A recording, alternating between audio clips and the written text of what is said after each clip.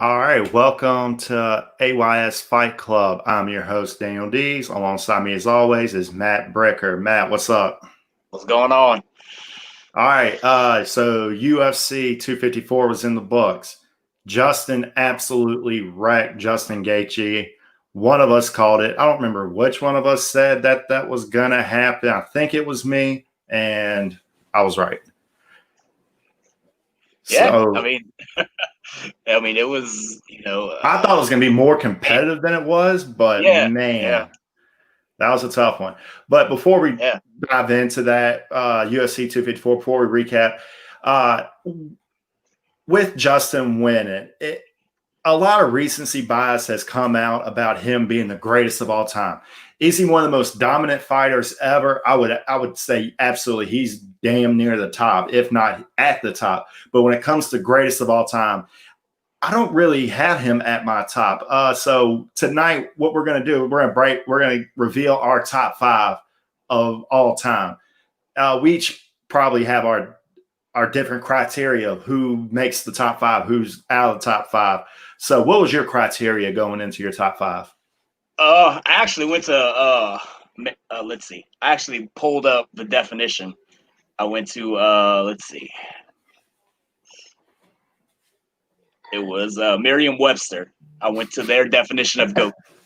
You would appreciate that as a teacher. I used the dictionary here. Right.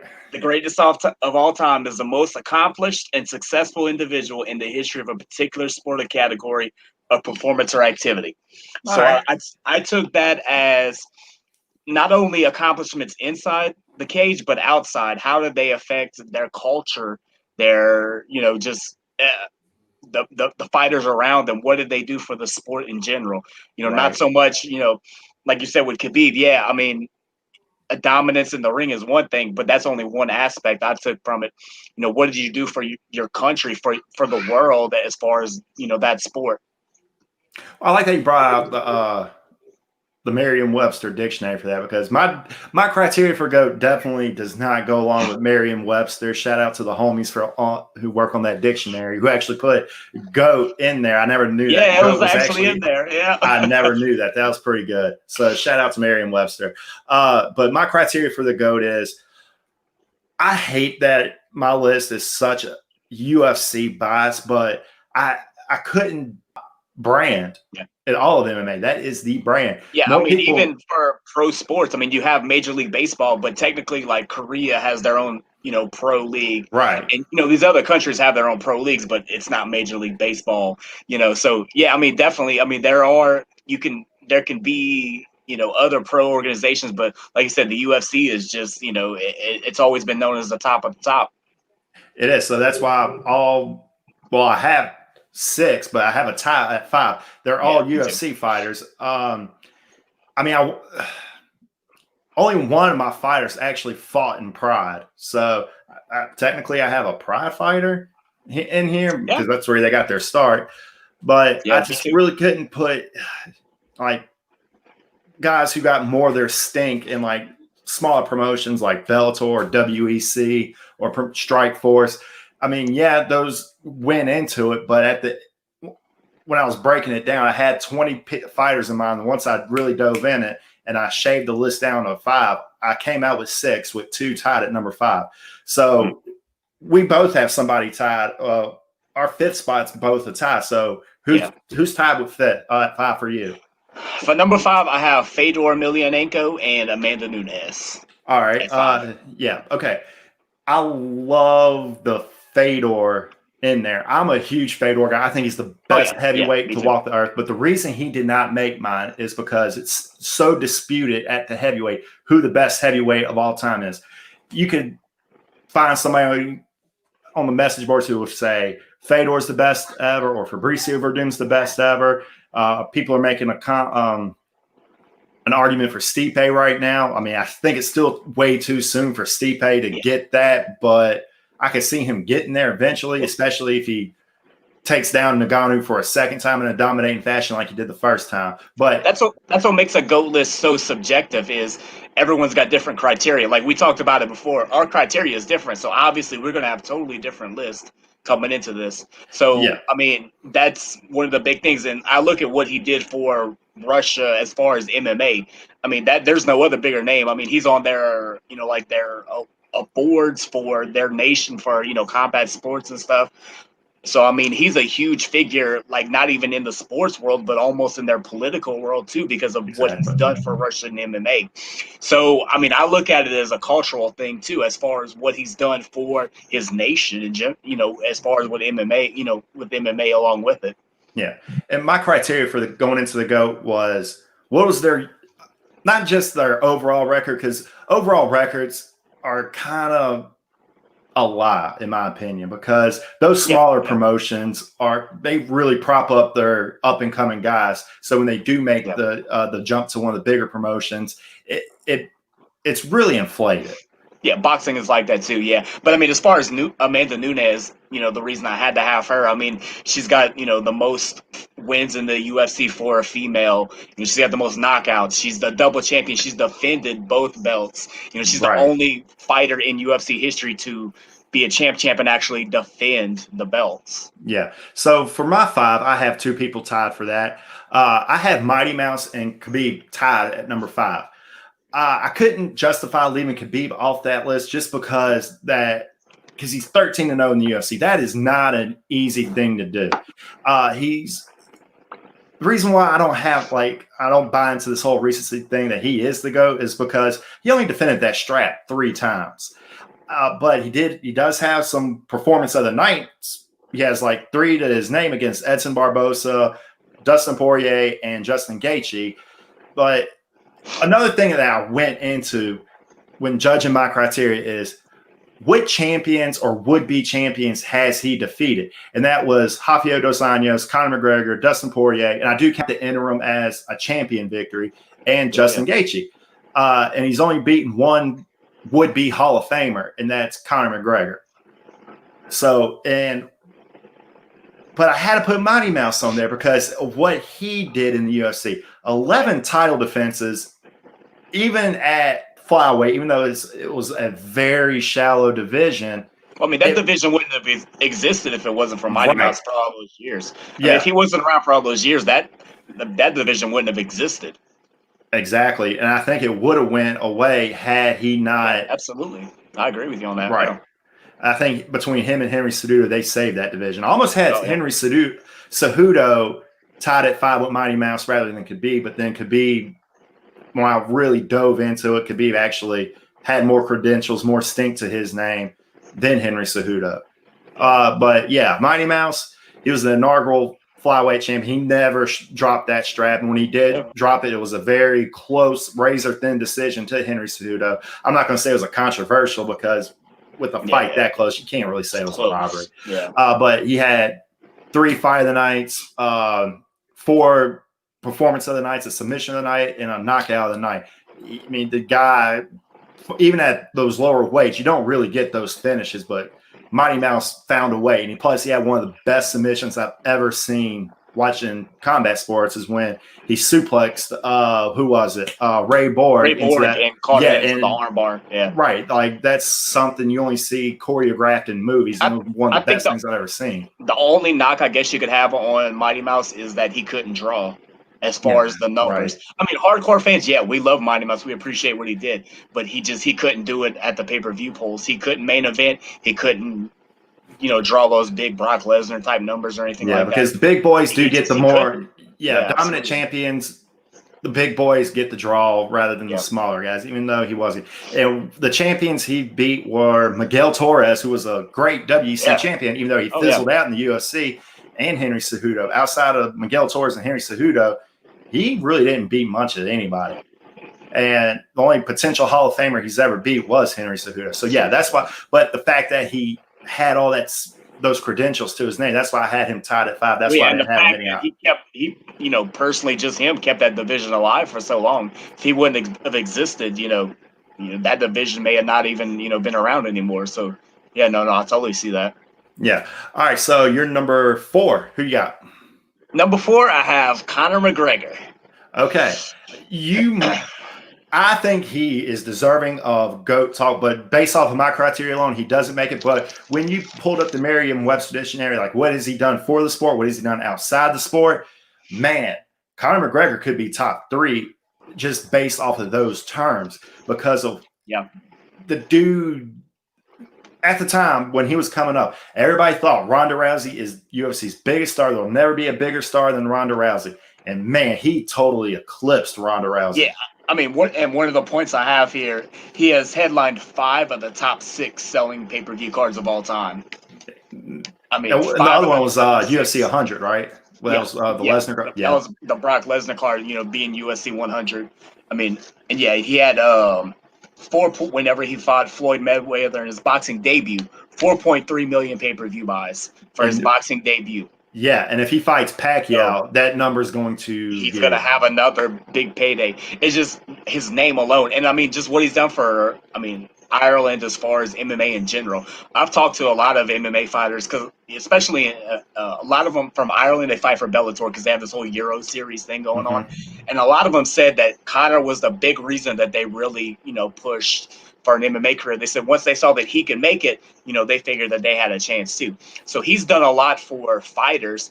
I mean, obviously, and they said that he's on every commercial in Ireland. I mean, every little, he's on there's like a chip company out there. Like we have Lay's, they have something similar. He's like their main spokesperson. I mean, he's, a spokesperson for everything. He's got, the Proper 12 whiskey. He's putting his money into other aspects of the business too. I mean, he's even got it on the UFC as one of his sponsors for some of the fights. Who else has their company as a sponsor when they're fighting? All they can get is Reebok on their shorts, but I mean, this man's got his whiskey company on the mat that they fight on. Right. That says a lot for what you've done for the sport when you can, to an extent, call your shots. And I mean, if Dana White's going to bend his will to anybody, it's going to be Conor McGregor.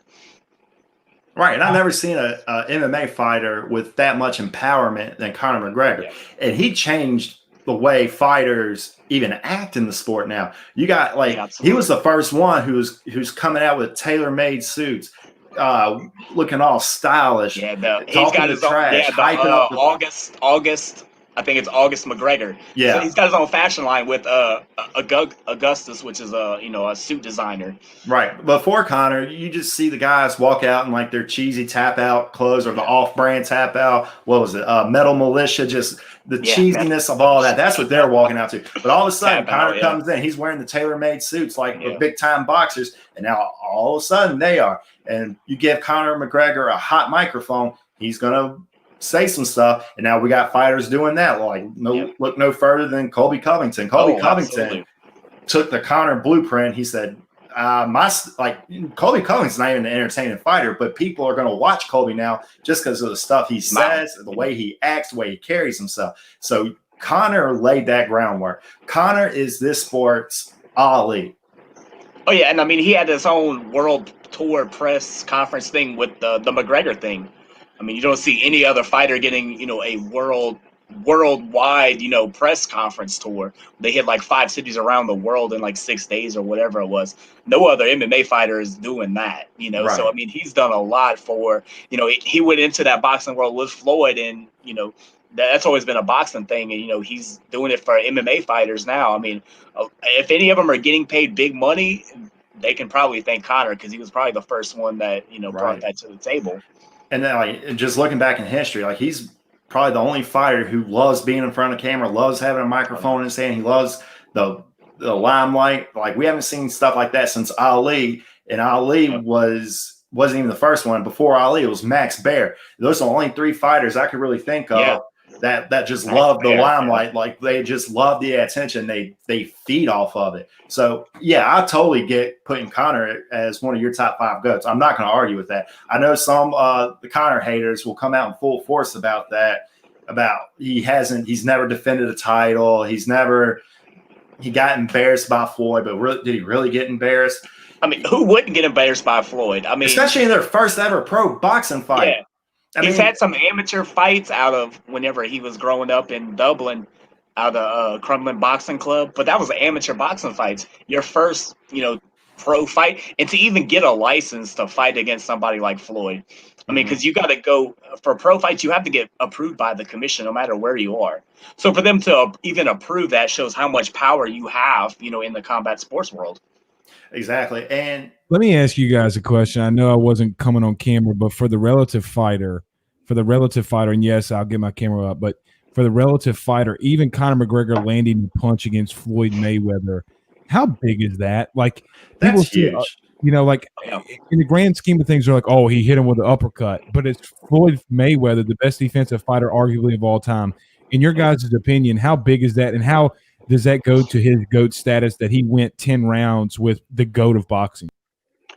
I think for people to even say he had a chance goes to for his status, because everyone always said, man, if Conor can catch him one time with that left, it's it. That's over.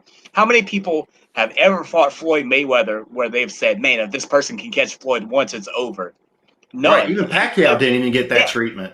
I mean, he never got that. I mean, and for Conor to be making his debut, for people to say, man, if he catches him with that left, it's done. I mean, that says a lot for his legacy right there. And Conor really did. He got some good shots in on Floyd too. And there's like everybody, now that the fight's been over, and yeah, Floyd won by TKO, and it was what bothered me about the ending of that fight was the talk after about, yeah, Floyd carried him. No, he didn't. There ain't no chance in hell Floyd would ever risk getting caught by Conor and carrying him. There's no doubt. No, that's bullshit. He never once carried Conor. No, not at all. Yeah. And another thing, to go back on, let's rewind the clock a little bit after the Teofimo Lopez Lomachenko, and they said that's one of the worst scorecards I've ever seen. If you go look at those scorecards for Conor and Floyd, the robbery, the fix was in on that, because that first round, Floyd did not throw a single punch, and all three judges gave Floyd round one for not even landing a single punch. So Conor had all adversity against him on that, and props to Conor for even going in there.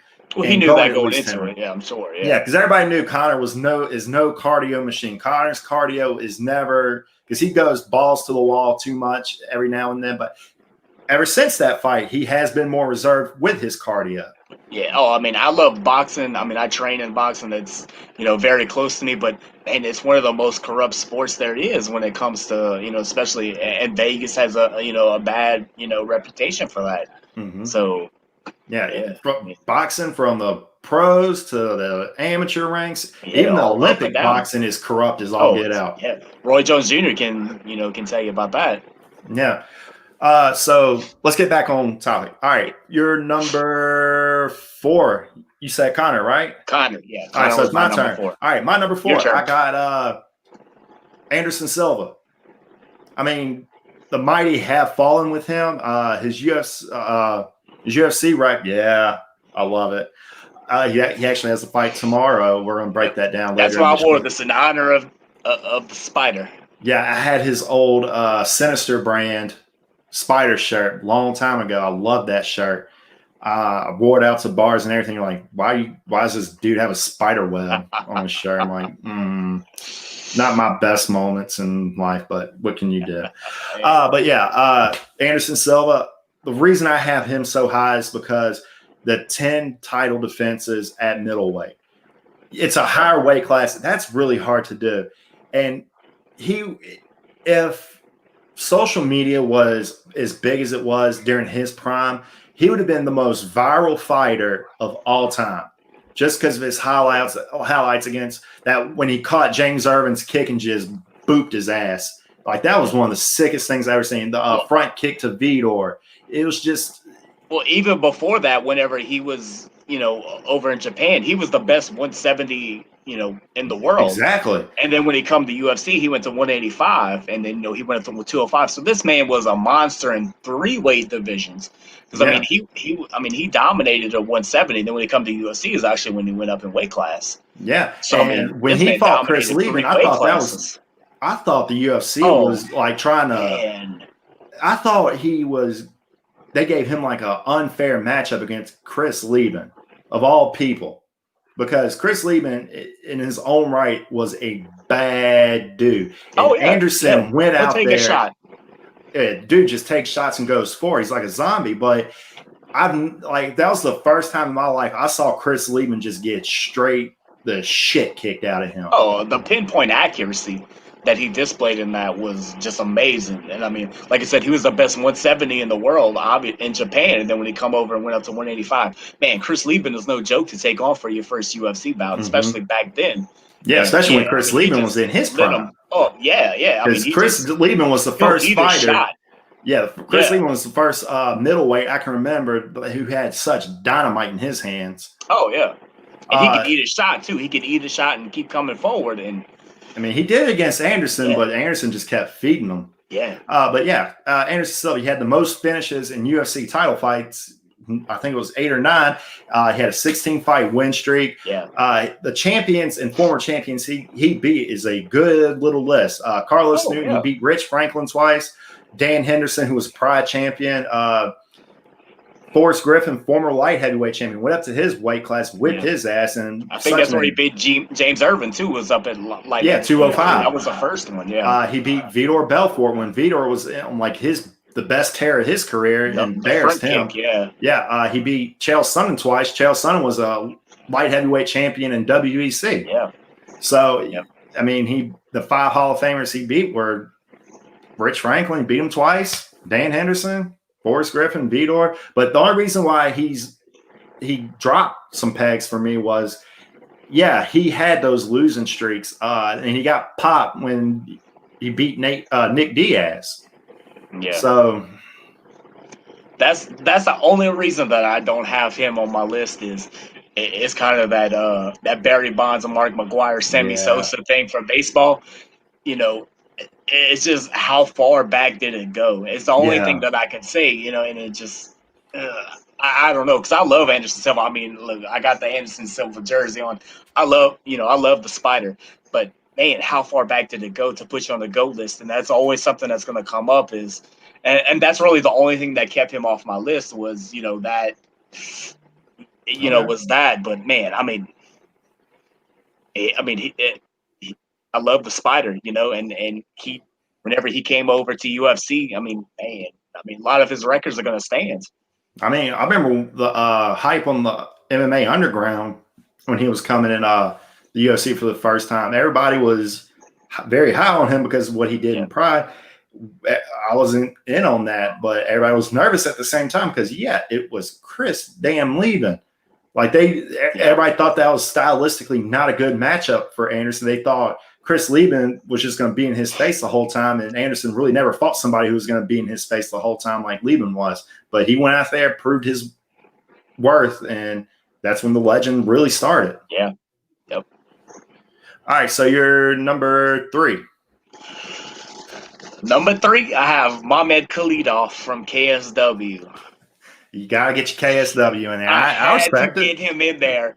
And I mean, man, there's good read. Look, I got the. Let me see. Let me find my list here. He got a James Irvin first round submission. His next bout, Matt Lindland, first round submission. The next bout, Jesse Taylor, first round submission. Next bout, Rodney Wallace, first round KO. Next bout, Kendall Grove, second round submission. Melvin Manhoff, first round submission. Brett Cooper, unanimous decision. Luke Barnett, round 1 KO. In a row. That was in order. Yeah, I mean that's a. People who don't know him, please watch his film. He has a great highlight reel. KSW light heavyweight champion, KSW middleweight champion twice.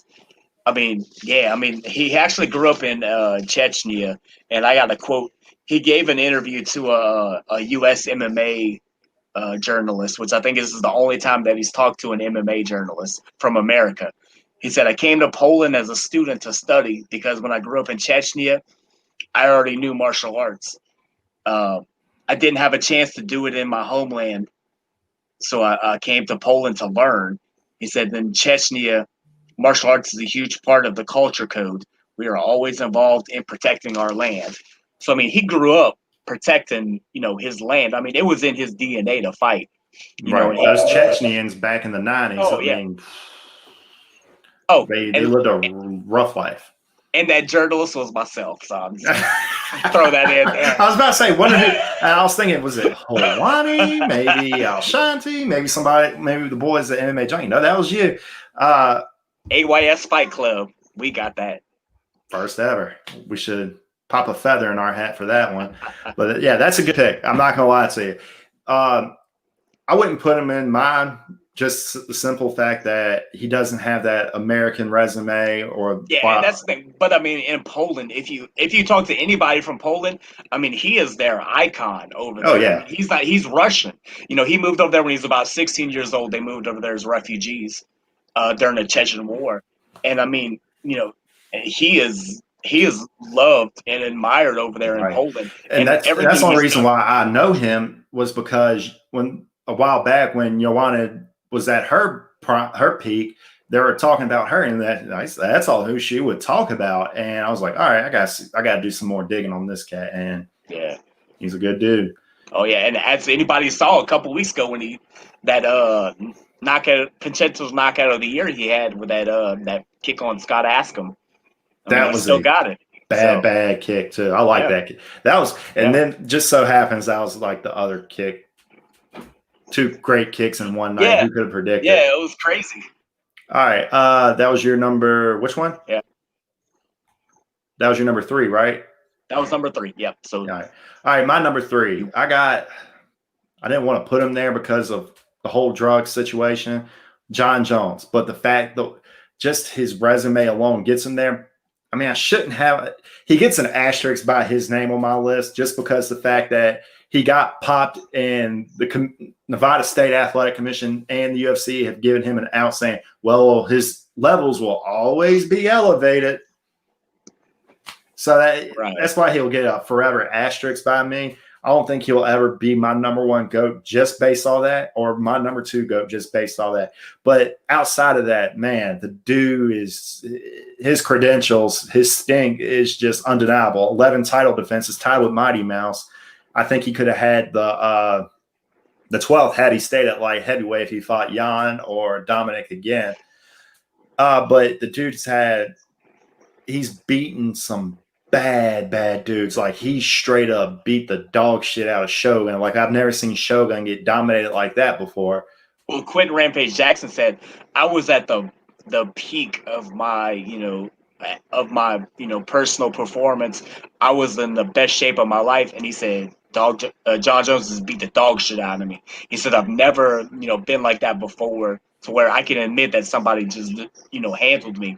And John Jones did, And yeah, I mean, he's always going to have that asterisk, but man, you could just tell that if he wouldn't have done it, he had the skills to do it on his own. Yeah, I mean, the technique is there. Sad, I mean, he ruined it. Yeah. Yeah, I mean, no amount of steroids can give you that technique.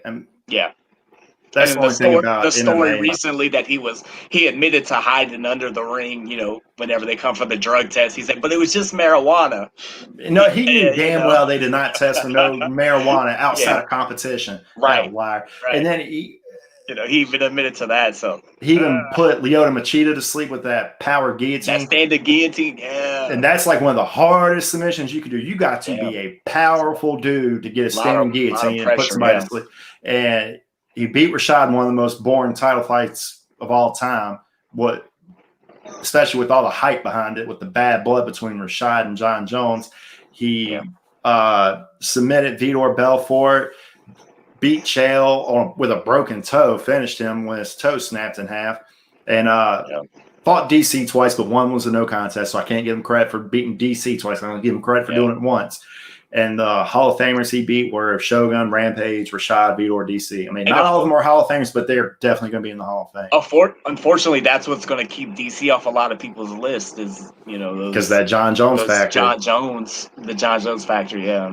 But the reason why I don't think I'll ever have him at my number 2 or my number 1 as of right now is because of the PEDs and because he's never fought outside of light heavyweight. He's always stayed within his division. And he keeps saying, man, guys, I'm not retired. Because I know he's been on social media recently about the whole Khabib thing being, the number 1 So, I mean, once he finally goes to heavyweight, we'll see what he does there, and we'll see what he does for his career. But until he does it, Yeah, I mean, the fight with Izzy is there, but will that happen at light heavyweight, where or be at, yeah, will it be at a catchweight? I'd respect him more if it was at a catchweight, but if he makes Izzy come up at 205, I think that'd be kind of a bitch move on his behalf, because we got to see if he wants to have that GOAT status, he has to fight outside his weight division. He has to get outside that comfort zone, whether it's at heavyweight or at a catchweight at probably, I would say, 195. That'd be a good catchweight. Yeah. All right, so you're number 2. Number 2, I have Khabib at number 2. And for a lot of the reasons you already mentioned, I mean, just a lot of the names he's beaten, 29-0, undefeated. I also wrote down a figure here that he has 24 million Instagram followers.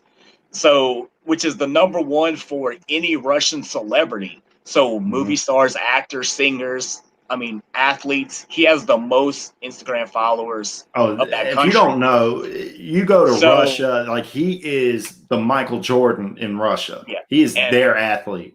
And being that's part of what my criteria, and that's the thing that, like I said, that makes it so subjective, is it just depends on your own criteria. And I mean, when you're bigger than any pop star or any movie star in your own country, that says a lot. He had that quote where he said, about Conor, X amount of million of people in Ireland, but X amount of people in Russia. When you're one of the biggest stars and the most recognizable people in your country, that says a lot for what you've done. And the names that he's beaten, and just the way he's handled, Gaethje and Poirier, and he's only lost 2 rounds out of 29 fights. Right, and one of those against Gleison Tebow, but that's early in your career. I'm never going to judge a fighter based off their early UFC career. Never. And the gold medals he's got, through Russian Sambo and things like that. Just going all the way, up and down, and just the name that he's given to Dagestani fighters, he opened up those floodgates. He opened up that door. Yeah. And now we all know if you face a fighter from Dagestan, that you're in for a tough outing. And he was that first one, just like Conor was for Ireland. He's that for Dagestan. If you fight somebody, it's going to be, you're going to be in for a long night.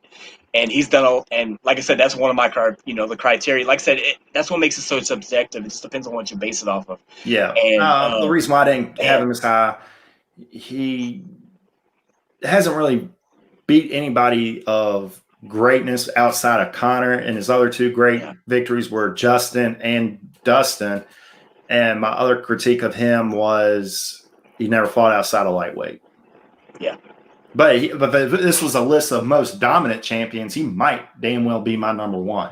Yeah. Like, I've never seen a champion go in there and just lay waste to his competition. Yeah, because, who else in that division right now could even, give him a show, Right. And I hear everybody saying, Tony. Dude, it would have been worse than the Justin beating. Yeah.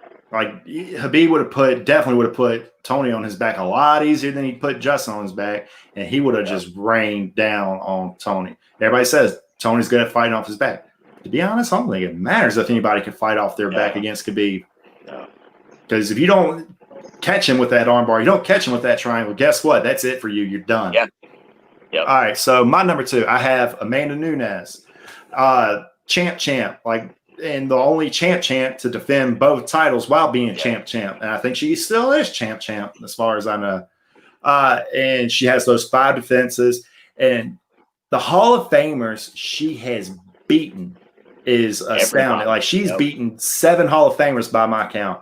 I think Shanna Baszler is definitely a Hall of Famer. She's probably the first ever. She is the MMA women's pioneer, in my opinion. Shanna Baszler, she beat Shevchenko twice.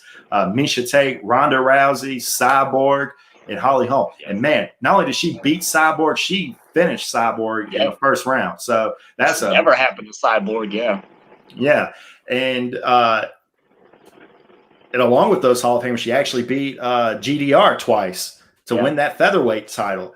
And she's just a bad fighter. If she was a man and finished off the male competition like she has, we'd be talking about that guy. Yeah, and the thing about most of her losses were early in her career. So that's something to consider too. Once she kind of figured it out and got, on her feet and got going, man, it was no stopping. I think her next opponent's Megan Anderson, and I think that's going to be I think it's a horrible matchup for Megan Anderson. Oh, yeah. I think Amanda Nunes is going to walk her down and finish her rather early. So, yeah, in her UFC record, she's only lost one time in the UFC. Kat Zingano. Yeah, Kat Zingano caught her. But that was early in her career. And I will never judge a fighter early in their UFC career or MMA career. Never, ever, ever. All right, so you're number one. Who you got? Got George St. Pierre at number one. That's my number one. I'm glad we're in unanimous on this. That is both of our number one is Sir George St. Pierre. Yeah, I think a lot of it had to do with his ability to win a championship in two different divisions. Both of his losses, Matt Hughes and Matt Serra, he avenged both of them. And he didn't. Not only did he avenge them, he avenged them rather quickly. Yeah, they were finishes. My name is Matt. Maybe if I fight George St. Pierre, I'll get a win. Hey, you got a puncher's chance. Let's go. But yeah, no, he avenged them. It just, Nick Diaz. You name it. Anybody. The only thing that I wish I could have saw was GSP and Robbie Lawler. I would have loved to have seen that in Lawler's prime, but that was he was at Strikeforce, and that was the only thing that I think if I could have saw that happen and GSP won, that there would be no doubts absolutely whatsoever. Yeah, that and I would have loved to have seen that. The mythical Anderson Silva GSP. Anderson Silva fight, yeah. Right, everybody wanted that one. And I'm of the minority. I'm glad that fight never happened because that'll give us something to talk about forever. And I'm against super fights of that nature, like especially Izzy versus John Jones. I don't think that fight benefits either guy, to be honest with you. No. It doesn't benefit John. All right, cool. You beat the smaller guy. It only helps Izzy because, you went up and you beat John. But if he loses to John, his pay-per-view numbers will forever take a hit because of that. Yeah. Because GSP and Anderson Silva, look how long ago that could have happened. And we're talking about it right now. Yeah. I'd rather talk about Jones versus Izzy 7 years from now than talk about it 7 years from now. Like, one of them got their ass whipped or it never lived up to the hype. I think both guys should just keep it separated. And UFC is all about building stars. So, Israel's one of their stars. They're going to, try to build him. They know what they're doing. The same thing, that's probably why they didn't let Anderson Silva, George St. Pierre happen. Because then you destroy, one of your potential stars where you can have two stars. If they collide, then, you could lose one of them in that battle. Yeah. And go back to GSP. And the most impressive thing about his reign was that he defended that title 9 times in the most stacked division to this day in all of MMA. Yeah, they say he was one of the best MMA wrestlers. And he didn't really have any wrestling credentials. He trained with Olympic wrestlers out of Canada. They said, man, if he would have been an Olympic wrestler, this guy could have medaled. But, he had no real background in wrestling. And, he just – that's just somebody dedicated to the craft and just blended it all together. He had the best MMA style. He had the best MMA wrestling, the best MMA striking. He was just the best for MMA. He took the best pieces and he made your prototypical MMA fighter. Right. He took that Bruce Lee, throw away what's useless, take what's useful. And GSP took that to heart. He was Bruce Lee's prototype when Bruce Lee said that. So he's the martial artist. You know what I'm saying? Yeah. I've just lost my train of thought here. But the thing about GSP, what's most impressive is we never saw the same GSP. Because when he came out with Josh Koscheck, we thought it was just going to be wrestler versus wrestler. No, he boxed Josh Koscheck. He jabbed the hell out of him, And Josh Koscheck was never the same. And that was right after the Matt Serra loss. So to show him, able to I'm talking about the second Koscheck fight. Oh, yeah. Back after they did the Ultimate Fighter together. Yeah. That was back when Josh Koscheck was on his tear, and people were believing in Josh Koscheck. I remember, I wish I would have saved those message boards. Everybody was picking Koscheck with the upset. But no, he came out there. Yep. He showed Josh Koscheck, a GSP no one's ever seen before, somebody with excellent boxing. And then another impressive thing was that long layoff he had, then move up to middleweight and just submit Michael Bisping. Michael Bisping, yeah. I mean, everybody's like, oh, Michael Bisping, he sucked. But, dude, it's still, you're off a long layoff. You're going up in weight class against a champion, and Michael Bisping. Yeah, they had the picture floating around of him where he had the big gut and everything, and everyone's like, "Oh, yeah, no, he's not going to be able to get back in shape." And yeah, I mean, he went in there and took care of Bisping, and yeah, I mean, I think that says a lot for when you can win in two different weight divisions, as far as your dominancy in the UFC. Right, and not only that, he really took care of Matt Hughes 2 times. Yeah.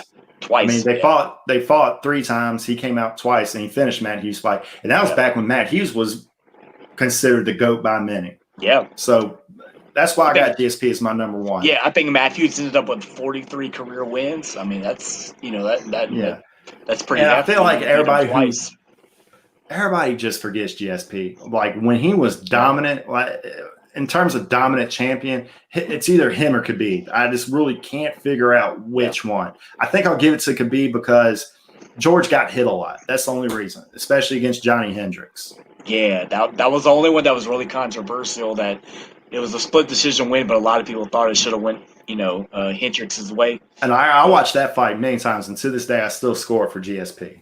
Yeah. Because everybody judges the fight. Well, he was still damaged from that last round, so I'm carrying it over. Well, that's not how judgings work. That's how it's not supposed to work. So, yeah, that's our you want to run back down your list? So I got GSP at 1. I got Khabib at 2. Mamed Khalid at 3. Conor McGregor at 4. And I got a tie at 5 with Fedor and Amanda Nunes. All right. And in my list, I got GSP at 1, Amanda Nunes 2, John Jones 3, Anderson Silva 4, and a tie at 5 between Khabib and Mighty Mouse.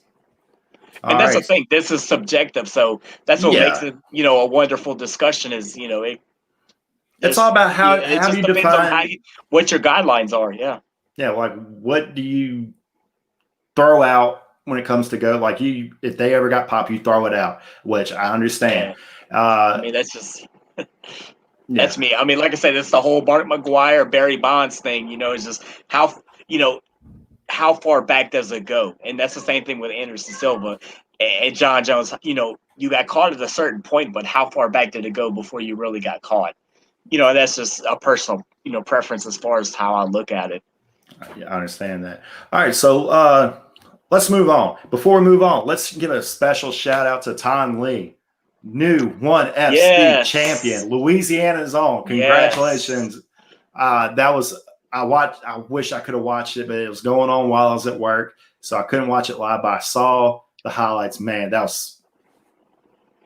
I did. I was at work, so I watched it anyway. But yeah, Ton Lee, yeah, man, he trains out in New Orleans, and yeah, I mean, it was. First and second round was really kind of back and forth. That third round, Martin actually caught him. Martin the Wind caught him, and it looked like he was struggling. And then, that's kind of when he woke up and he just, he fought back and he got him. And, we have the new featherweight champion of ONE Championship based right here out of Louisiana. Love it. And do you think he should stay at ONE FC, build up his resume there before he jumps ship? Because he's UFC bound. He has UFC written all over him. He has the style the fans love. He can submit you. He can finish you standing up. But do you think he should stay ONE FC for the time being, finish out that contract? Or do you think UFC should buy him out and just let him go? He's going to stay, I think. I talked to him earlier this week. He's very happy where he is. They take care of him. They take care of his family. I'm glad to hear that. So, I mean, that's kind of all you can ask for. I mean, he's got a lot of family out that way. He loves fighting out in Singapore. He said they take care of him. So, if he's happy, I'm happy for him, and ONE Championship, he thinks that they're going to make a push for an American market. So they should. He wants to be a part of that. he wants to be a part of that. So, yeah, man, One's got an amazing product for anybody who's not familiar with One Championship. I love One FC. That's such a fun. They put together such good cards. Whoever their matchmaker is, he deserves a raise. Well, I mean, this card right here, Enter the Matrix. I mean, that's an awesome title right there. I miss when UFC used to have those taglines. Yeah, they used to have the awesome little taglines. But yeah, this one had 4 titles on it. So I mean, this was an awesome card. And he said One Championship, then wanted to start making an American push, and he said, I want to be a part of that. Mm-hmm. So yeah, again, congratulations, Ton. Yeah, we're very happy for you, brother. If you're watching, very proud of you. Yes, sir. All right, so let's dive into UFC 254. We had 6 fights on that main card, 5 finishes. That's what we love to see.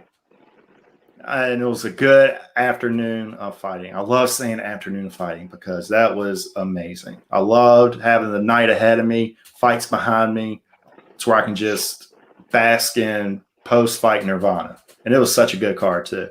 So let's break down the curtain puller. Let's break down Magomed Ankalaev versus Ion Cutelaba. Man, welcome to 205. Well, not welcome to 205. 205. Welcome to Magomed. What do you think? Yeah, I mean that's kind of what we thought was going to happen. With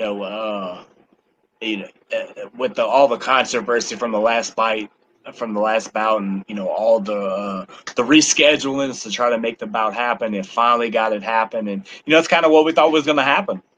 Yeah, that's how I pictured it happening. Yep. Because if everybody goes back to that first fight, Ion Cutelaba was getting tagged a lot, and he was doing the rope it up. That's why the ref stopped it. I mean, defend yourself at all times. I thought it was a dumb stoppage, but that was dumb on Ion Cutelaba. He was not defending himself at all times.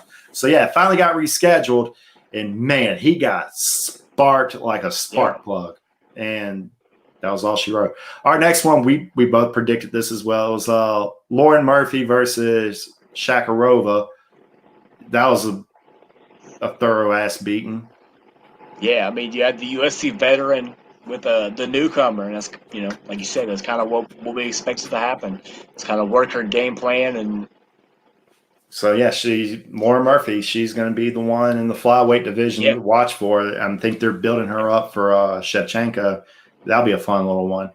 All right, so next, another one we predicted. It was Phil Hawes versus Robert Whittaker's best friend, Jacob Malcolm. Boy, that I didn't think it would. I thought it was going to last a little bit longer, but damn, Phil Hawes, dude. Man, that's exactly what I thought was going to happen. I even said he was going to get in there, take care of business, and get out. He's ready to go again. He is. He is. I even talked to him after. He's like, man, he said, I'm ready to go again. Whenever they want me in there, I'm ready to go. So, I mean, man, he got in there.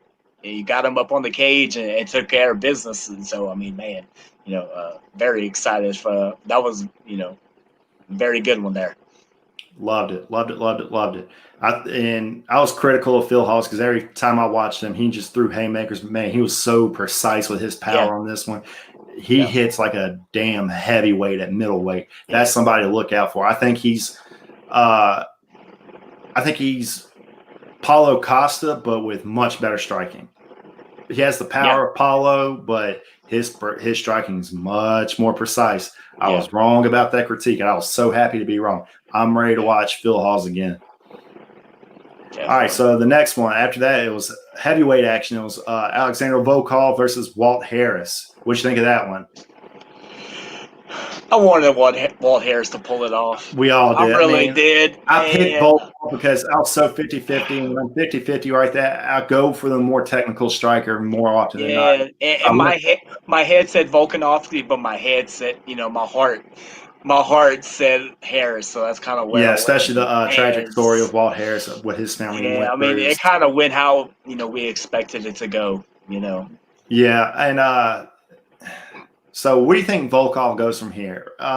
He really doesn't have that stink to his name. I don't think they're going to give him that big opponent just yet.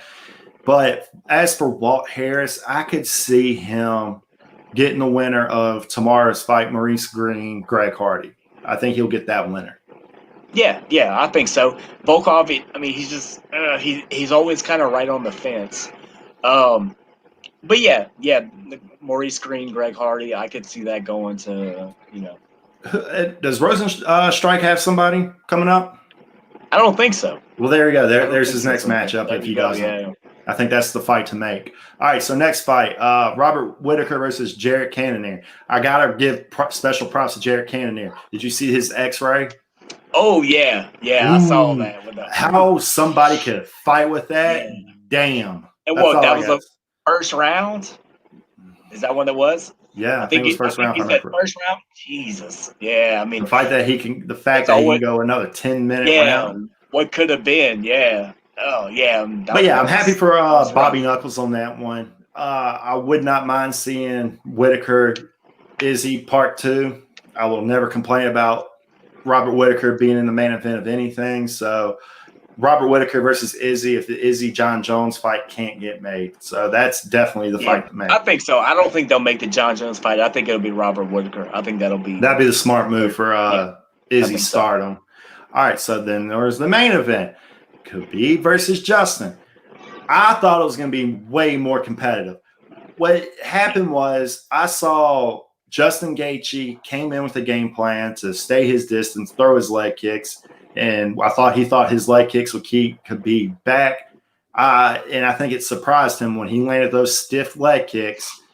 Khabib kept going forward. I don't think he expected that. I think that threw him off because Khabib kept the pressure on. I don't think Justin was expecting pressure after landing a lot of those leg kicks.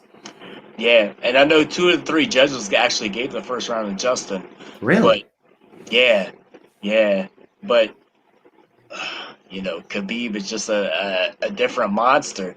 That's why I had him number 2 on my list.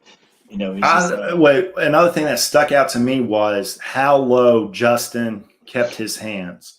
When he kept his hands that low to defend that shot, I was like, uh-oh, he's fighting Khabib's fight. Khabib's going to – because is Khabib the best striker? Absolutely not. No. But can he hit? Yes, he can. Yeah. So he was tagging Justin left and right while his hands were low looking for that shot. And when Justin finally put those hands up to defend those shots, that was it. I thought Justin should have kept his hands up early and just fight his fight instead of fighting Khabib's fight. And that's the story of Khabib's career. He made people fight his fight. Yeah, it's just kind of like that you beat him before you get in the ring, mentality. You got him thinking, and that's what it was. I'm sure he had to be in his head, to some extent. Khabib just went in there and did his thing. Absolutely. So, lightweight picture now. What do you think is fixing to go down? Like, we have a vacant as champion. Sir Vacant is champion once again. I don't know. I mean, there's so many players in the lightweight division. That's what makes it hard to see what's going to go on. I mean, I'm sure, Dustin and Khabib, Dustin and Conor have their matchup coming up, hopefully in January. I mean, they may make that the champion, but I mean, you got Michael Chandler now in the picture, and I don't know. I would love to see. They may make that Conor, Poirier the title fight just so they can go ahead and crown a champion. I think it should because they both Dustin beat Justin and Conor beat Dustin, so I think that is the fight to make. And Conor does bring the eyeballs back to the strap. And that was at featherweight too, where Conor beat Dustin. It's a different weight class, and Conor, Dustin's looked totally, revitalized that light. Yeah, wasn't that before Dustin went to American Top Team? I don't know, but I know gotta he go was back still and a look at featherweight. that one. Yeah, he was still a featherweight, but I don't know if he was with Tim at his whole Gladiators career was at ACT, but and Dustin's whole career changed once he went to lightweight. Like, he's been a completely different fighter. Yeah, I mean, that's definitely his prime, weight class. So I mean, they may make that a title fight and figure out something for Michael Chandler, or I don't know, but I know they're saying, Dana White's been saying that, hey, Khabib's not going to retire. He wants to go for 30-0 because that was his father's wish. So I mean, there's just too much going on right now. So I don't know if they're going to make like a little 4-man tournament. I think Khabib's done. Oh, there's too much, going on right now, especially with Dana White jumping in there saying that. And So, when I mean, have we ever really believed a word that's yeah, come out of Dana's mouth? I mean, he's a promoter. That's his job, is to promote, So, I mean, that automatically, makes it suspicious. Yeah, So, absolutely. yeah, I mean, I would love to see them just make that Dustin and Connor, since that's already made. Just go ahead and make that for the title. Maybe make Justin and Michael Chandler for a fight, and then that winner gets the winner of, Connor and Dustin. That's the thing in lightweight; it's so heavy. You got so many, contenders at that weight division. You have a lot of matchups at that weight So class. on my fantasy matchmaker card, I've got Connor and Dustin for the strap. On the same card, God forbid someone pulls out. On the same card, I'll have Charles Oliveira versus Mike Chandler for just as that fill-in fight. And I would love to see Tony Justin round 2. This entire time, I've had audio and camera issues, so that's why I was going in and out. But Daddy's back. Daddy's back. The boss is back. Here's what I'm going to say. Everything you said, I completely disagree with. Just joking. I agree. All right. So let's see. Yeah, so that's how I would do the lightweight. I want to see fresh faces. That's why I would have Mike Chandler versus Charles Oliveira as that co-main in case somebody were to pull out. And I would have Justin Tony number 2. I mean, they signed Michael Chandler. They need to put him to use, Yeah, he needs to go. And then Charles Oliveira needs a dancing partner. Yeah. All right, so tomorrow night. Wait, so you want to talk about tomorrow night? You want to go over today's Bellator main event let's do Mousasi versus whatever you want. Let's do Mousasi versus Lima. That happened today. That was, I thought it would be a lot closer than it was. Lima got 2, maybe 1 round, I think it was. I'm going to watch the replay tomorrow morning, actually. But from what I understand, it was a thorough ass kicking by Mousasi. I think people sleep on Mousasi. His whole career, he has been slept on just because he isn't that sexy name. He's from Armenia. He doesn't have that American appeal. Armenian market, not many people really care. Yeah. But I really would have wished Douglas Lima would have won. I thought that would have been like the best feather in his cap. I thought that would have launched him to superstardom for the Bellator brand, because we all know Bellator seems to be getting their shit together. I think they're about to be they're taking their promotion seriously. They got rid of a lot of guys. Yeah. They got rid of, it was 30, I think it was. Yeah, they got rid of guys like Roy Nelson, Frank Mir, a lot of these washed up guys. They want to build a brand now that they got the CBS Sports contract. All right, so tomorrow night, end of an era. We got Anderson Silva versus Uriah Hall. Man, I'm not ready to see the Spider go, but it's been a long time coming. I wish he would have stopped after that first Weidman fight, after we saw his leg get folded up like tennis balls in a tube sock. That was gross. Yeah. But let's back up a bit. We got Bobby Green versus Thiago Moises. That's a fight I'm really looking forward to. I love watching Bobby Green fight. Thiago Moises, he's a name on the rise. So who do you like in this one? Yeah, especially here lately with Bobby Green. I mean, he looks like he's kind of reinvented himself. It's really going to depend where it goes. If it goes to the ground, Moises is going to have the advantage if he stays on the feet. I think Green is just, he's a veteran. He's going to know how to control the bout. So I'm going to go with Green by decision, especially here lately. He's looked really good here lately. So yeah, I'm going to go the exact opposite. I'm going to go Thiago Moises on this.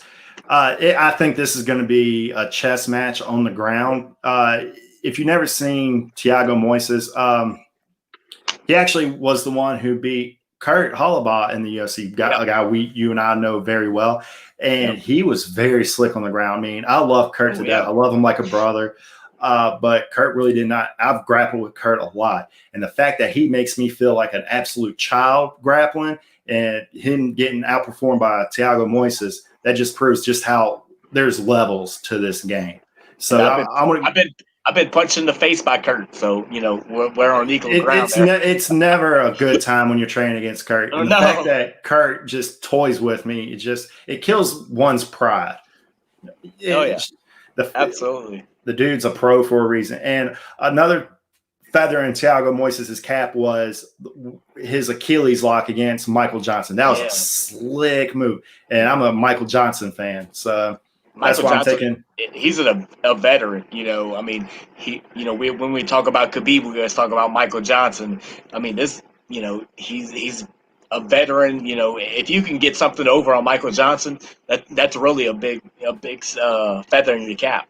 Yeah. All right. So our next fight is Kevin Holland versus Charlie. Also, I'm butchering this poor guy's name. I mean, I haven't really watched any of his film, haven't had time, but I know what he's about. The guy has, I wouldn't say he's, what can I say? He's just your typical UFC newcomer. I mean, he's had, I think the promotion was, I know he's fought in Legacy. That's where I know him from. That's how I know that name. That's it. Yeah. I mean, 48 hours to fight Kevin Holland. No, thank you. You know, I would not. Kevin Holland's been on a roll lately, you know, and then this guy's a newcomer, 48 hours. Just Kevin Holland with pictures. The first thing I think of when I think Kevin Holland was that one punch when he just smoked Joaquin Buckley. Just boop. I'm sensing a pattern with Buckley, by the way.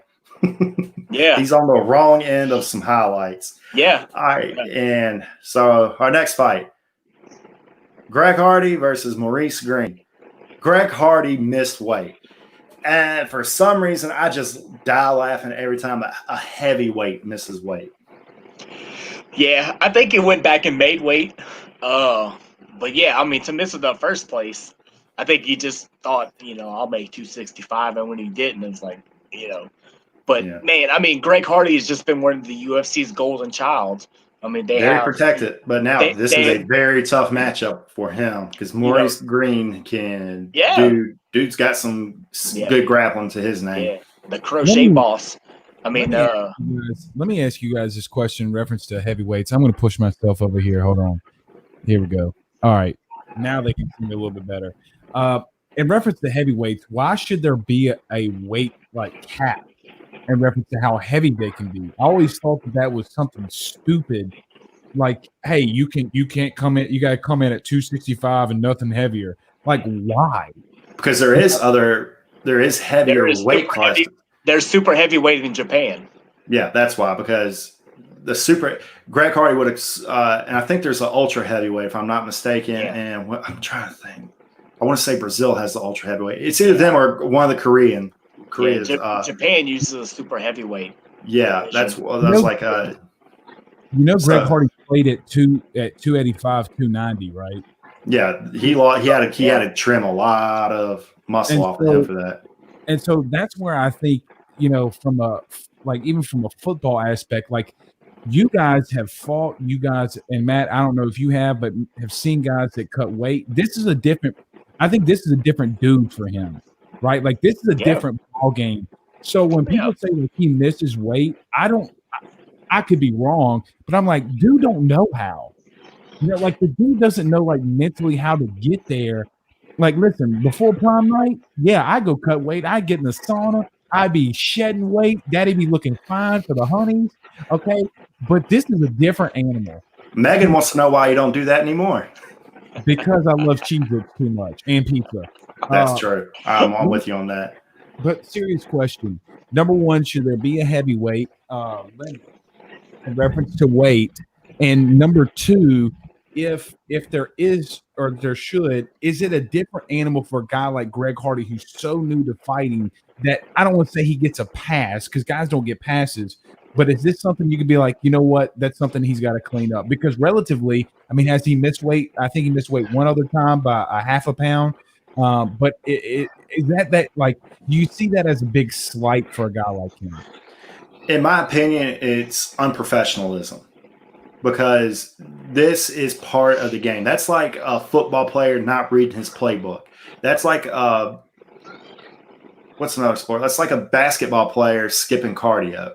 You sign a contract. You know what your weight is supposed to be when you sign this contract. It's not like you're signing a contract and in 2 weeks you're doing this. Yeah. It's like you got to cut this weight in 6 weeks. If you can't do it, then don't sign the contract. Well, let's not get it twisted. I agree with you there.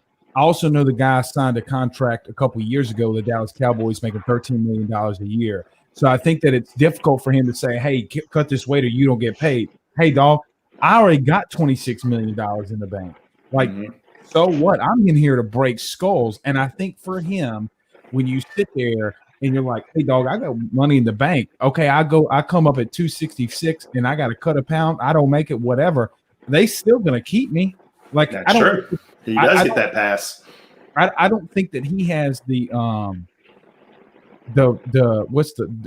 maybe the discipline, I guess. And that's where I'm trying to ask. Is that a built skill? Like, how much do you have to build cutting weight? Because look, I know that I can go into the elliptical and try to lose 10 pounds in a month. It ain't gonna happen, y'all. Like, it ain't gonna happen. So is that something that does he get a pass in this sense?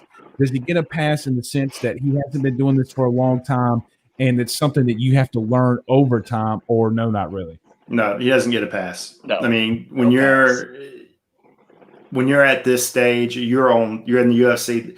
Like, I expect that if he was in a smaller local promotion, sure, I'd probably give him a pass. But then again, you don't make weight at the UFC.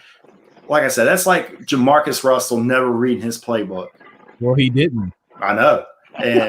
But we never accused Ole Miss alumni from forever being disciplined. So, okay, I guess it was just a difference because, like, we grow up with traditional sports, and I get that.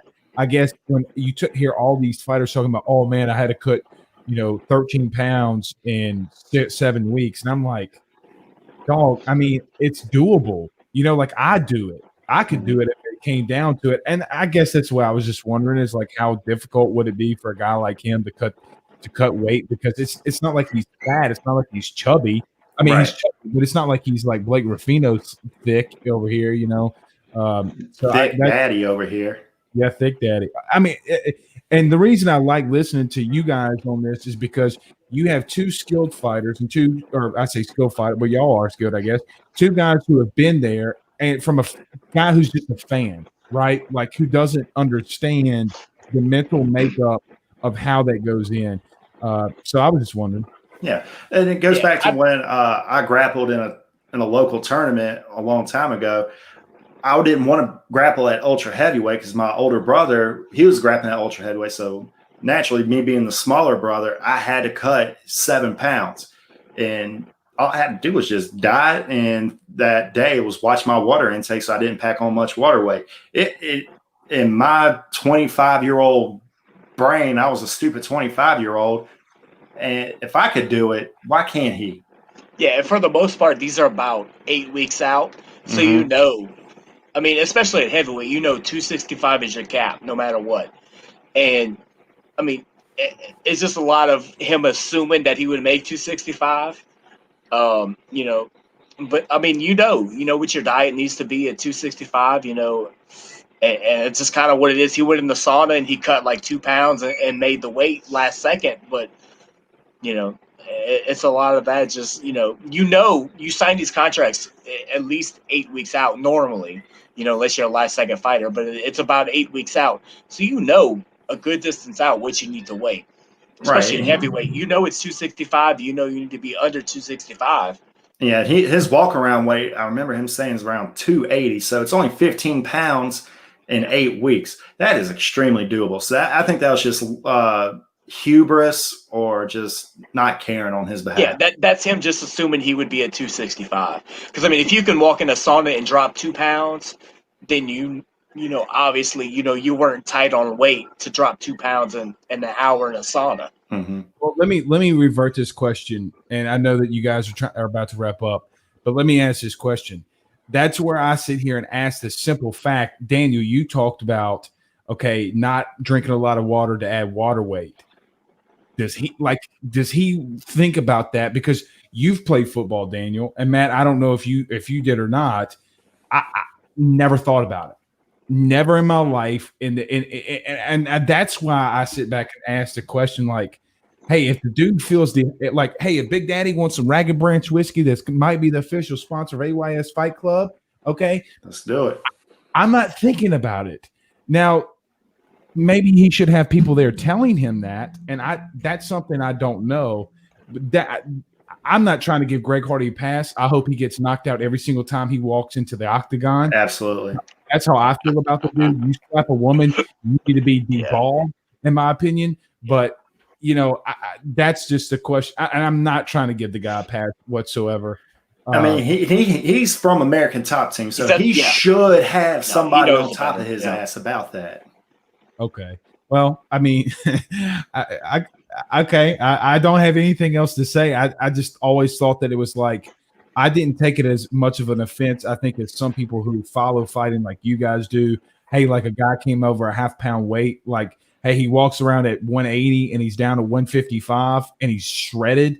I'm always kind of the guy like, hey, man, he can go shred the weight. Okay, whatever. But I get what you guys are saying. I mean, I've even heard stories of guys shaving off their eyebrows just to get that little. Oh yeah, it happens a lot. Shave their head, shave their eyebrows. They'll get out of the sauna with the credit card, get all the sweat off, get what they can. Des Green from Titan FC, he cut his dread. He had long dreads. He cut his dreads off to make weight. So I mean, yeah, they'll do whatever they got to do. But yeah, I mean, going into it what you're supposed to be. So I remember, no excuses. I'm gonna ask this question and get out of here. Ariel Helwani posted a video. He shared it from somebody. I think it's from MMA Junkie this week on Twitter. Guy at the weigh-ins yelled at a fighter and told him that he needed to become more prepared and be able. Yeah, that was Brandon, your boy Brandon Gertz from Bellator. He yelled at. What? Let me ask you this question: what the frick is that about? That's just a power trip on the athletic commissioner's part. I mean, dude, get over yourself. Never, especially at that level, these guys are professional, especially a guy like Brandon Gertz who's never missed weight a day in his life. He's always fought a lightweight too. Yeah.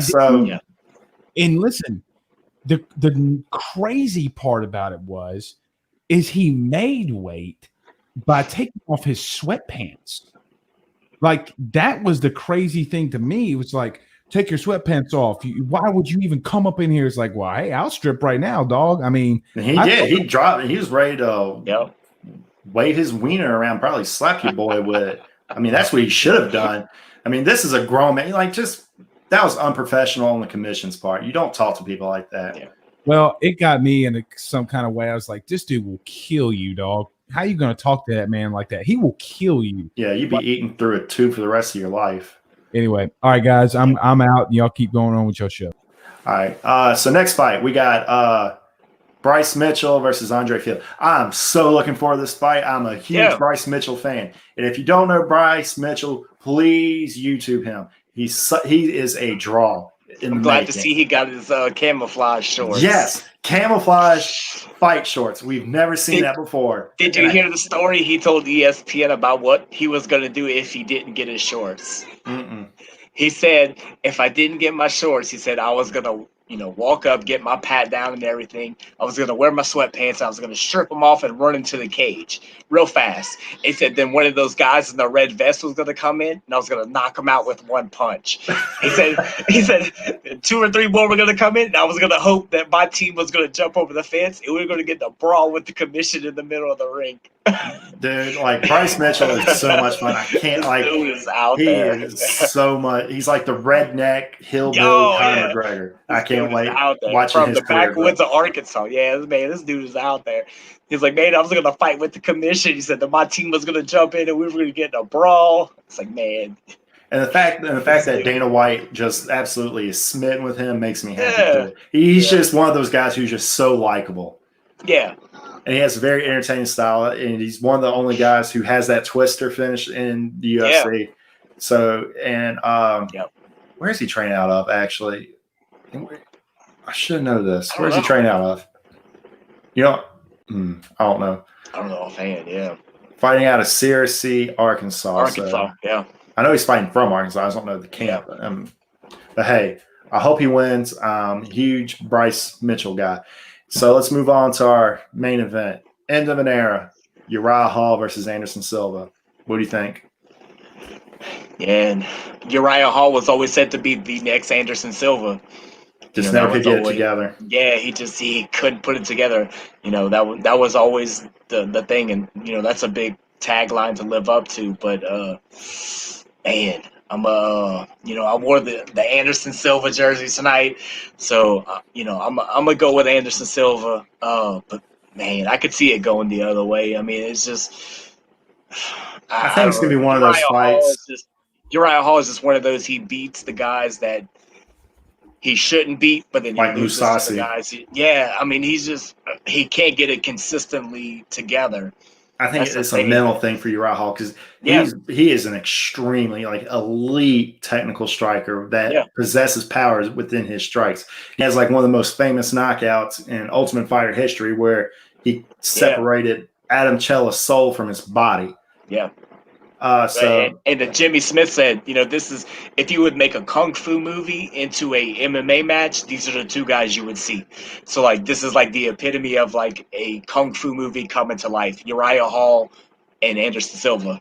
yeah, I think it's gonna be one of those events where the two guys they respect each other's game too much. So it's just gonna be striking at a distance, be a lot of point sparring. I just want to see one more Anderson Silva highlight before he That's goes. what I think. That's what I think. I think Hall's gonna be. He's gonna pull back too much on pulling the trigger. I mean, if he pulled the trigger, I mean, man, this dude is dangerous. Because he's even said before, he's like, man, I'm afraid I'm gonna hurt somebody.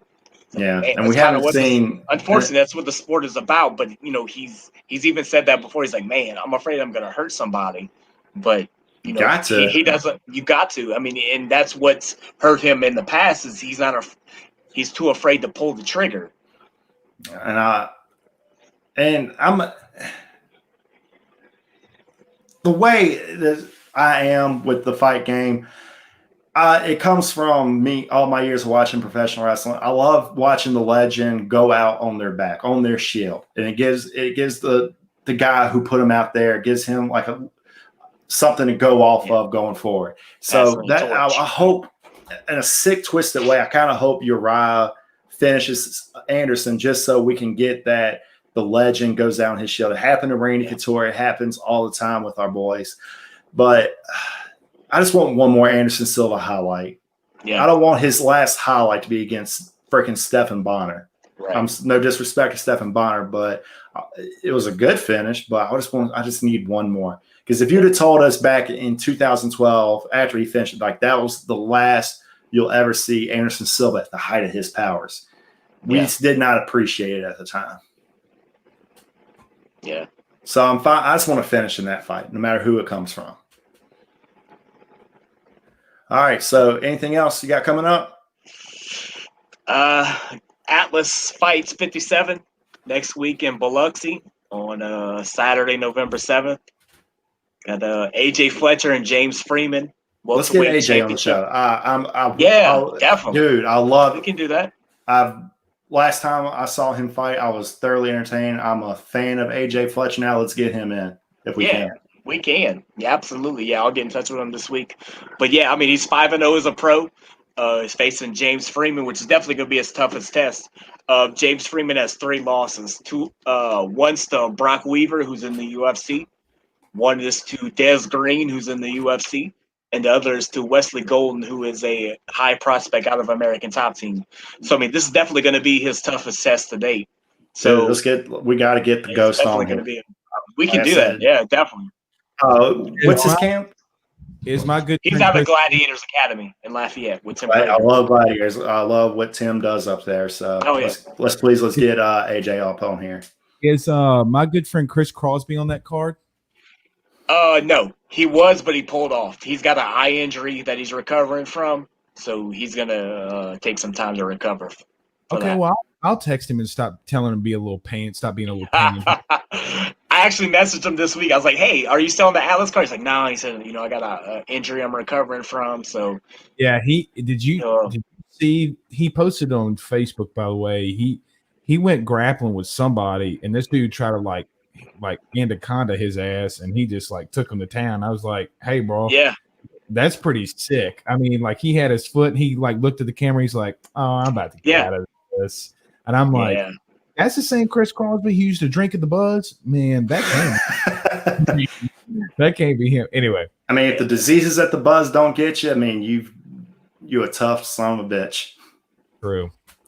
Yeah, but his last fight against who was it? I think it was Chris Anthony. Yeah, Chris Anthony. That was it. Oh. Well, it was a pretty slick submission that he sunk in. I was like, all right. I mean, I knew who he was before that fight because he's fought in guys that I know. He's fought in Jacob Small twice in the amateurs. Yeah. He fought Dennis Hughes, who we both know. Yeah. So I like AJ Fletcher. So let's get him in, and he can give us definitely. What events are next week that he can? Because I like to get some fighter picks in, us versus fighters, like who could come up with better picks. So let's get that started. I think next week is. Let's see. I'm looking at it right now. Ooh, we got Thiago Santos versus Glover Teixeira. Okay. That's a banger. I didn't even know they were fighting. But okay, let's do this. All right. So anything else? No, they look good. All right, everybody. Thank y'all for tuning in. Thanks for joining in the club. And like Matt said last week, what'd you say about Fight Club? What's the number one rule? AYS Fight Club. Yep. If you don't talk, the number one rule about AYS Fight Club. Number one rule about AYS Fight Club. Tell all your friends about AYS Fight Club. You talk about that. That's and right. If you don't bring your ass back up in here. That's it. Don't come back. All right. All right. Thank y'all for joining.